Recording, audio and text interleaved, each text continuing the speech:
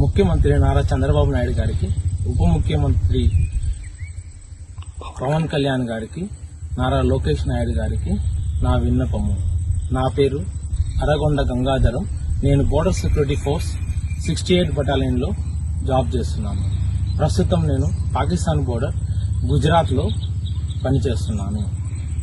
నేను సూర్యనేనివారిపల్లి ఉప్పరపల్లి పంచాయతీ, ఉప్పరపల్లి పంచాయతీ, పాకాల మండలం, చంద్రగిరి నియోజకవర్గం, తిరుపతి జిల్లాలో నా స్వగ్రామం నుంచి నేను మీకు ఈ వీడియో తీసి పెడుతున్నాను.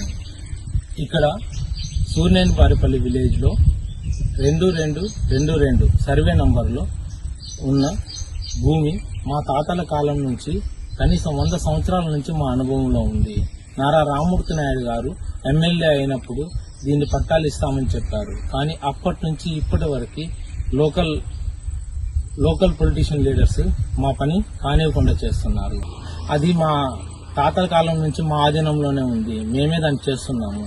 ఇప్పుడు 5 సెంట్ల భూమిలో నేను ఇల్లు కట్టుకోవడానికి ప్రయత్నిస్తుంటే, ఇల్లు కట్టుకోవడానికి జూన్ నెలలో వచ్చి ఈ ఫౌండేషన్ ఈ కడగాలో వేశాను.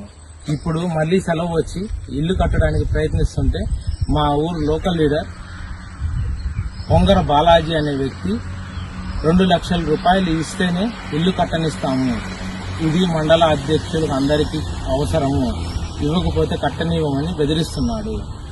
నేను ఇవ్వనని చెప్పిన వెంటనే మరుసటి రోజే విఆర్ఓ గారిని పంపించి ఎంఆర్ఓ దగ్గరికి నన్ను పిలిపించి, ఎంఆర్ఓ సారు నువ్వు కట్టడానికి వీలు లేదు, మేము చెప్పేంత వరకు అంటే ఇండైరెక్ట్ గా అతను నాకు వార్నింగ్ ఇస్తున్నాడు.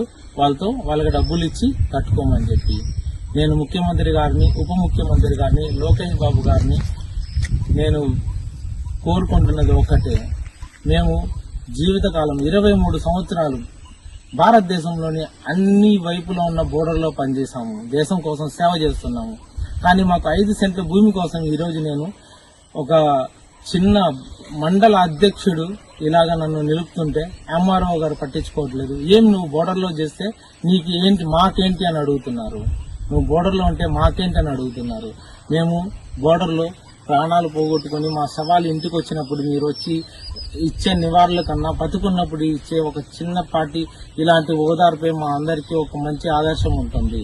మేము ఇంటి దగ్గర ఇన్ని సమస్యలు పెట్టుకుని బోర్డర్లో మేము ఎలా పనిచేయాలి, ఎలా అక్కడ మేము ప్రశాంతంగా ఉండాలి, దేశానికి ఎలా మేము సేవ చేయాలి. కానీ నేను ఈరోజు అందరినీ కలిసి ఆర్డీఓ, కలెక్టర్ గారిని, ఆర్డీఓ గారిని అందరినీ కలిసి ఎవరు నాకు పరిష్కారం చూపించకపోతే లాస్ట్కి నాకు ఇదే దారని మీకు ఒక అర్జీ పెట్టుకుంటూ ఈ వీడియోని మీకు అప్డేట్ చేస్తున్నాను. నమస్కారం.